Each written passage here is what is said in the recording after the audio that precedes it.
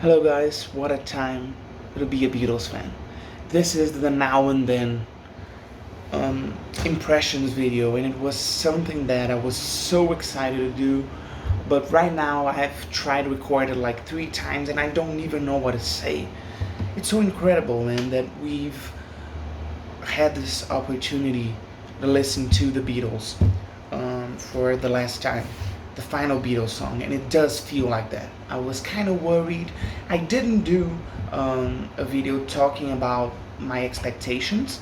I thought that wouldn't be a productive video, but I was kind of scared, thinking that maybe Paul just doesn't pull this off, and maybe it sounds kind of weird, and but no, it does sound like the Beatles, um, and it's so beautiful. It's hauntingly beautiful.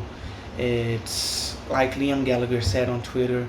Now and then, absolutely incredible, biblical, celestial, heartbreaking, and heartwarming, all at the same time. And I think that's a super um, valid description for what's going on.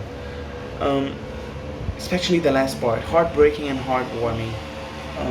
It's kind of bittersweet for me, and Julian Lennon also mentioned that it's bittersweet for him too, and for everyone. I think it's it puts the final touch on the Beatles' discography in a magnificent way, really.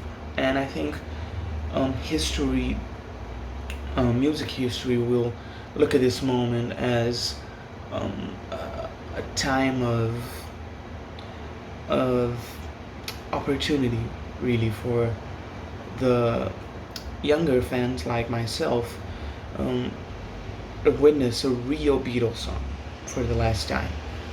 And I just gotta say, before I talk about the song itself, there's probably gonna be more videos about it. I'm gonna do a video about the new red and blue releases, of course, when it comes out next Friday, the 10th. Um, but I also want to mention how I think Real Love and Free as a Bird are undervalued, underrated um, by the Beatles themselves.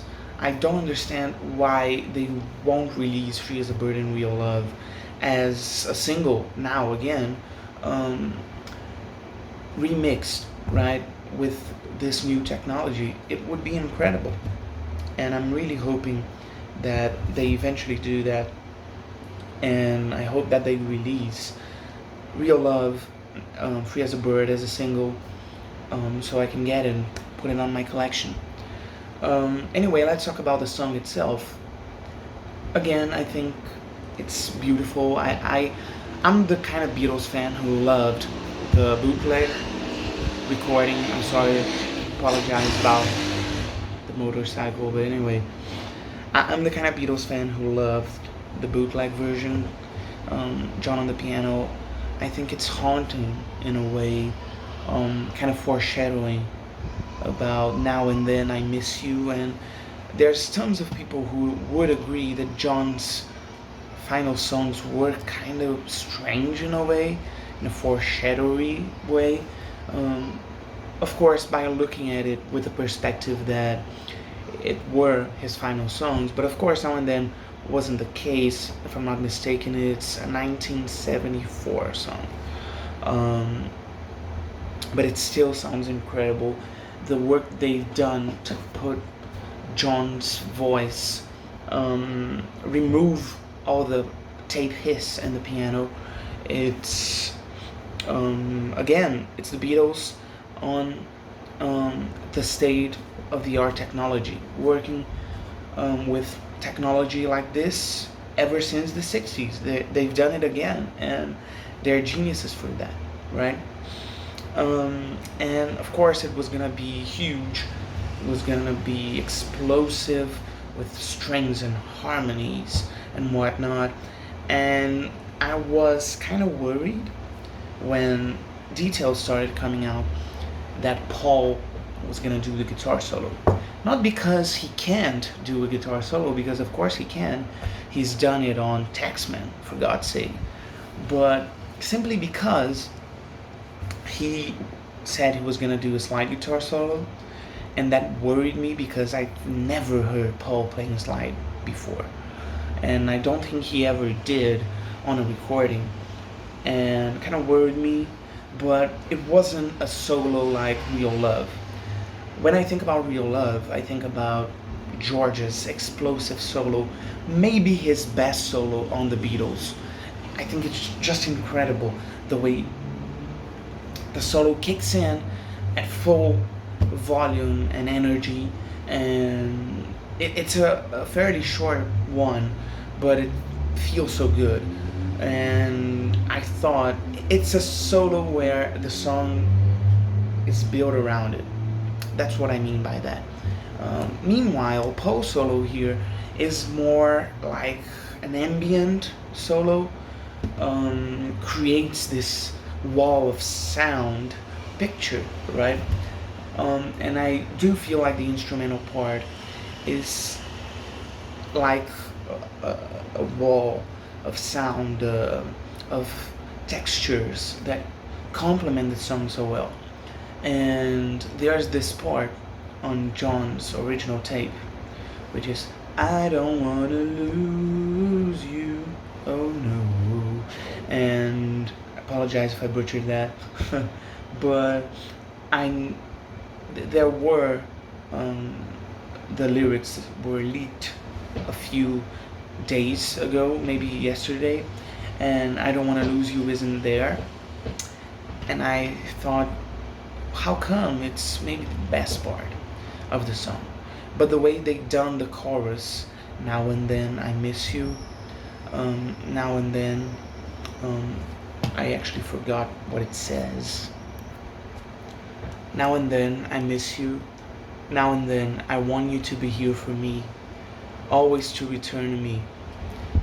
It's so beautiful, and especially when you think about John and Paul and their friendship and how it suddenly ended. Again, so bittersweet, so emotional, really. And the only thing I gotta mention is that they used samples from Eleanor Rigby, um, because, and I'm trying to remember the other song.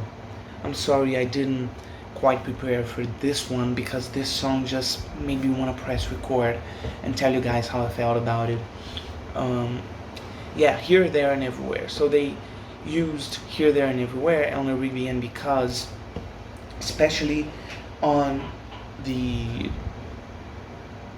instrumental part, for backing vocals, and it sounds great up until because they've used the initial part of the song, the first part where the vocals kick in, and right now I've kind of gotten used to it, but especially on the first time I heard it, it kind of threw me off. Like, oh man, this is Because, you know? And the other songs, I don't quite capture where Eleanor Rigby is, where Here, There, and Everywhere is. They've woven it really well into the track, but Because kind of made me go, whoa, it's Because, right? But again, I think it's a matter of time, and I think it's a matter of time until I have a real impression, a pure impression, a pure idea of what I thought about it. But I know I love it. I don't know if it's better than Free as a Bird or Real Love. I just know that we have to be grateful for everything the Beatles have done for us fans, right? Especially with Get Back and this, and God knows what is coming.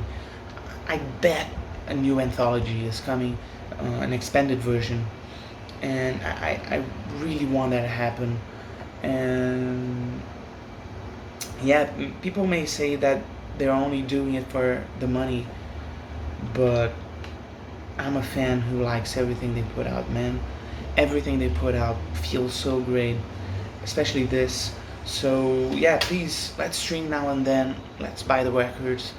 as a thank you, really, to Paul and Ringo and George and John for bringing so many wonderful memories. And this one right here, where I just sit down and listen to new Beatles song, um, it's probably gonna be my one of my most cherished memories of the year, along with Paul's concerts.